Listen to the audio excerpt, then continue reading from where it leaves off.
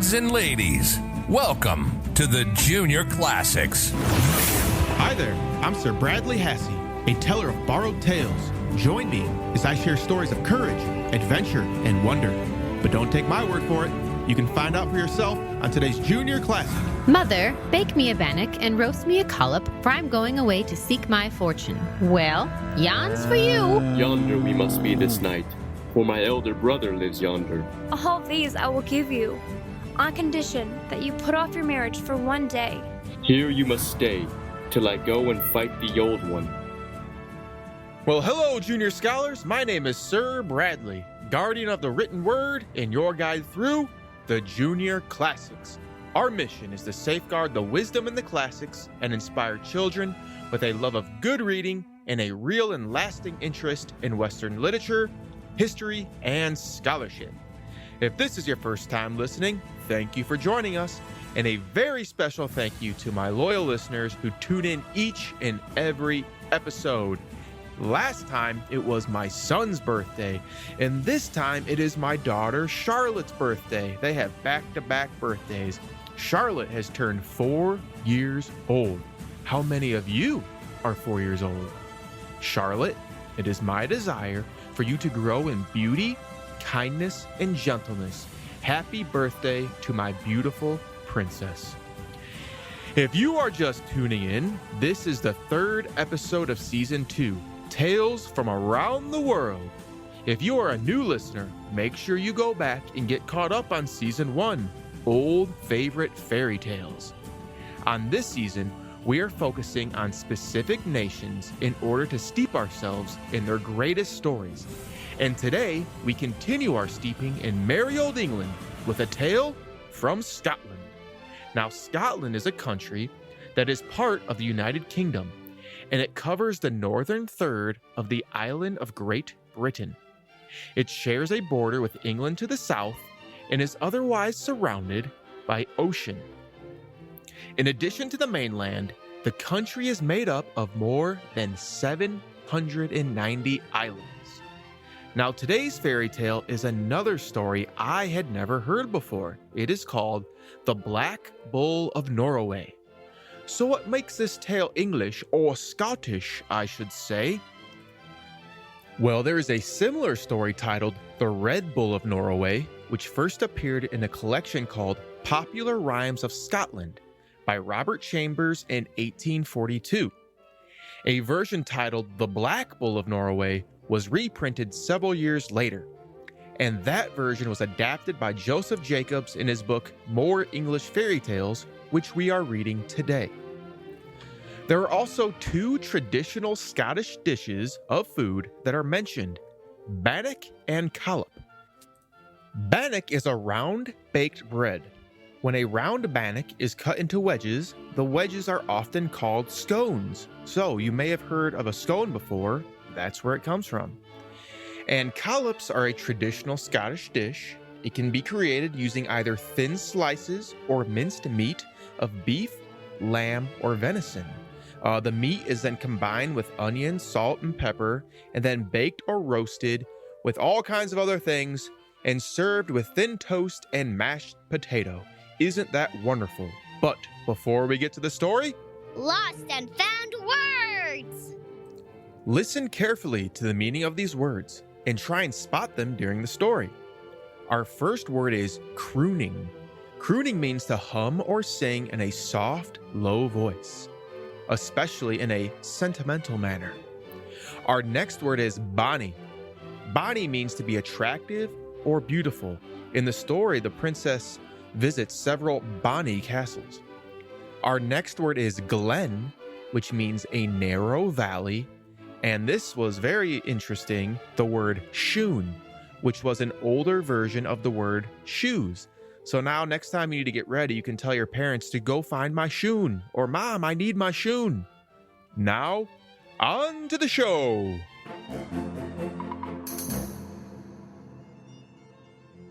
In today's story, 3 daughters leave their mother and home to seek their fortune. The older daughters are quickly whisked away by husbands, but the youngest daughter is utterly surprised to be given over to a great black bull that came crooning down the road. The Black Bull treats her very kindly and leads her to 3 different castles. Each night, the Black Bull is mysteriously sent away, and Our Lady is given a gift with special instructions to only use the gift when she is in great trouble. Finally, the Black Bull reveals that he was placed under a curse and is going forth to fight the Old One who cursed him. He tells the lady she must not move a muscle while he is gone, or he will not be able to find her again. Our poor lady is so excited by a sign that the Black Bull defeated the Old One that she moves, and when the Black Bull returns, he cannot find her. Our Lady then wanders in sadness until she is taken into the home of a witch and her daughter. Will the Black Bull continue to search for Our Lady? What additional troubles will be found at the home of the witch? Will Our Lady have a chance to use her special gifts? All this and more on today's Junior Classic.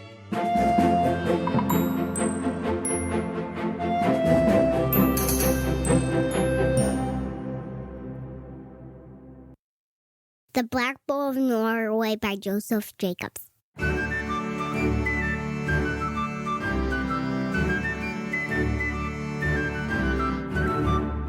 In Norroway, long time ago, there lived a certain lady, and she had 3 daughters. The oldest of them said to her mother, Mother, bake me a bannock and roast me a collop, for I'm going away to seek my fortune. Her mother did so, and the daughter went away to the old witch washerwife and told her purpose. The old wife bade her stay that day and look out of her back door and see what she could see. She saw nothing the first day.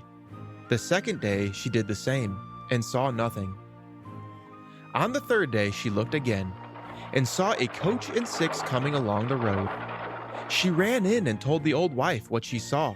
Well, yon's for you. So they took her into the coach and galloped off. The second daughter next says to her mother, Mother, bake me a bannock and roast me a collop, for I'm going away to seek my fortune. Her mother did so, and away she went to the old wife, as her sister had done. On the third day, she looked out of the back door and saw a coach and 4 coming along the road. Well, yon's for you. So they took her in, and off they set. The third daughter says to her mother, Mother, bake me a bannock and roast me a collop, for I'm going away to seek my fortune. Her mother did so, and away she went to the old witch. She bade her look out of her back door and see what she could see. She did so, and when she came back, she said she saw nothing. The second day she did the same, and saw nothing. The third day she looked again, and on coming back said to the old wife she saw nothing but a great black bull coming crooning along the road. Well, yon's for you. On hearing this, she was next to distracted with grief and terror, but she was lifted up and set on his back, and away they went. Aye, they traveled, and on they traveled, till the lady grew faint with hunger. Eat out of my right ear, and drink out of my left ear, and set by your leaving. So she did as he said, and was wonderfully refreshed. And long they rode, and hard they rode, till they came in sight of a very big and bonny castle. Yonder we must be this night, for my elder brother lives yonder. And presently they were at the place. They lifted her off his back and took her in, and sent him away to a park for the night. In the morning, when they brought the bull home, they took the lady into a fine shining parlor, and gave her a beautiful apple, telling her not to break it till she was in the greatest strait ever mortal was in the world, and that would bring her out of it. Again, she was lifted on the bull's back, and after she had ridden far, and farther than I can tell, they came in the sight of a far bonnier castle, and far farther away than the last. Says the bull to her, Yonder we must be this night, for my second brother lives yonder. and they were at the place directly. They lifted her down and took her in, and sent the bull to the field for the night. In the morning, they took the lady into a fine and rich room, and gave her the finest pear she had ever seen, bidding her not to break it till she was in the greatest strait ever mortal could be in, and that would get her out of it. Again, she was lifted and set on his back, and away they went. And long they rode, and hard they rode, till they came in sight of the far biggest castle, and far farthest off, yet they had seen. We must be yonder tonight, for my young brother lives yonder. And they were there directly. They lifted her down, took her in, and sent the bull to the field for the night. In the morning, they took her into a room, the finest of all, and gave her a plum, telling her not to break it till she was in the greatest strait mortal could be in, and that would get her out of it. Presently, they brought home the bull, set the lady on his back, and away they went. And aye they rode, and they rode, till they came to a dark and ugsome glen, where they stopped, and the lady lighted down. Says the bull to her, Here you must stay, till I go and fight the old one. You must seat yourself on that stone, and move neither hand nor foot till I come back, else I'll never find you again. And if everything round you turns blue, I have beaten the old one. But should all things turn red, he'll have conquered me. She set herself down on the stone, and by, all round her turned blue. Overcome with joy, she lifted one of her feet and crossed it over the other. So glad was she that her companion was victorious. The bull returned and sought for her, but never could find her. Long she sat, and aye she wept, till she wearied. At last she rose and went away. She didn't know where. On she wandered, till she came to a great hill of glass. That she tried all she could to climb, but wasn't able. Round the bottom of the hill she went, sobbing and seeking a passage over, till at last she came to a smith's house.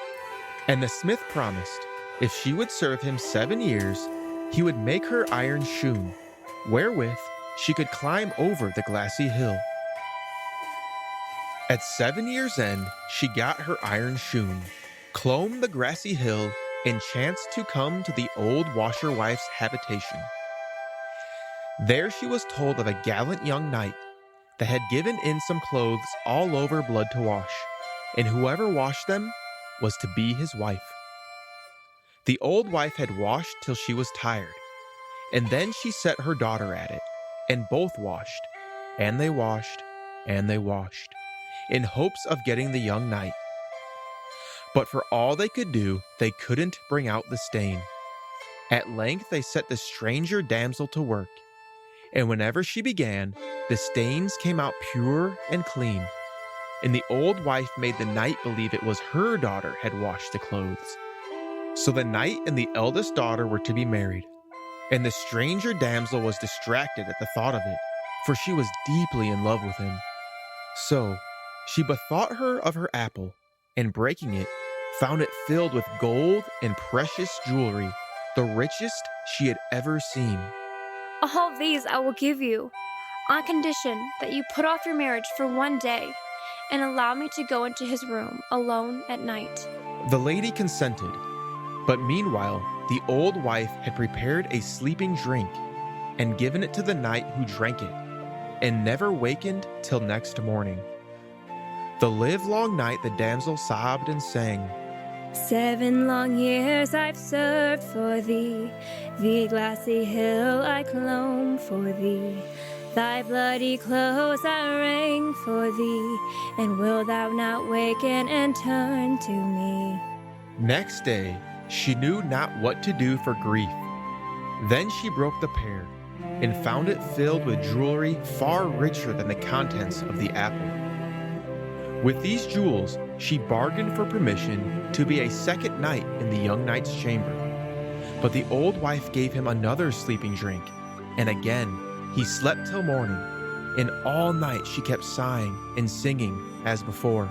7 long years I've served for thee, the glassy hill I clomb for thee, thy bloody clothes I wrang for thee, and wilt thou not waken and turn to me? Still he slept, and she nearly lost hope altogether. But that day, when he was out hunting, somebody asked him what noise and moaning was that they heard all last night in his bedchamber. He said, I have heard no noise. but they assured him there was, and he resolved to keep waking that night, to try what he could hear. That being the third night, and the damsel being between hope and despair, she broke her plum, and it held by far the richest jewelry of the three. She bargained as before, and the old wife, as before, took in the sleeping drink to the young knight's chamber. But he told her he couldn't drink it that night without sweetening. And when she went away for some honey to sweeten it, he poured out the drink, and so made the old wife think he had drunk it. They all went to bed again, and the damsel began as before, singing. 7 long years I've served for thee, the glassy hill I clomb for thee, thy bloody clothes I wrang for thee, and wilt thou not waken and turn to me? He heard, and turned to her, and she told him all that had befallen her, and he told her all that had happened to him. And he caused the old washerwife and her daughter to be burnt, and they were married. And he and she are living happy to this day, for aught I know. The end.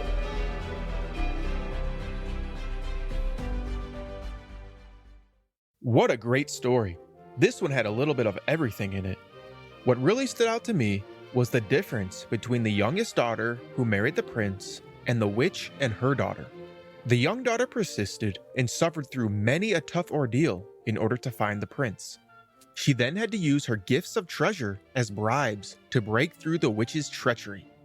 She could have easily taken the gifts, abandoned the prince, and lived comfortably the rest of her days. But she was willing to give up everything she had for the love of her prince. In comparison, the witch was quick to lie to the prince about who cleaned his shirt in order to deceive him into marrying her daughter instead of Our Lady. The witch's daughter only wanted to marry the prince to improve her personal position, not for love or any other virtuous reason. The moment jewels and treasure were offered to her, she quickly showed her true feelings for the prince by putting off her marriage in exchange for the bribe.